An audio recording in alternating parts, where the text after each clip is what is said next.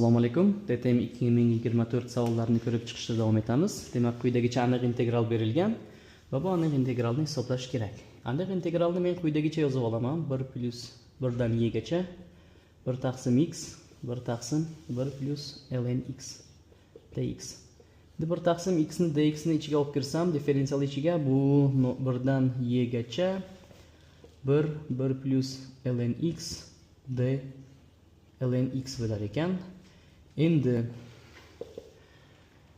ln x ni t deydigan bo'lsak, ln x ni t desam, demak integral 1 taqsim 1 plus t dt deymiz va ln x ni t deganimdan keyin t ni qiymatlarini topa olaman.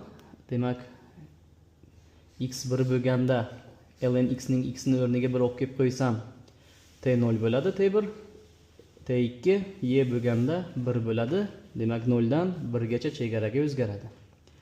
Endi bundan boshlang'ich ln 1 plus t 0 dan 1 gacha. Endi 1 ni olib kelib qo'yadigan bo'lsam, bu ln 2 ayrilgan, 0 ni olib kelib qo'yadigan bo'lsam, bu ln 1. ln 2 ln 1 0 ga teng. Demak javob ln 2. Javob A. Agar video foydali bo'lgan bo'lsa, tanishlarga yuborib qo'ying, like bosing.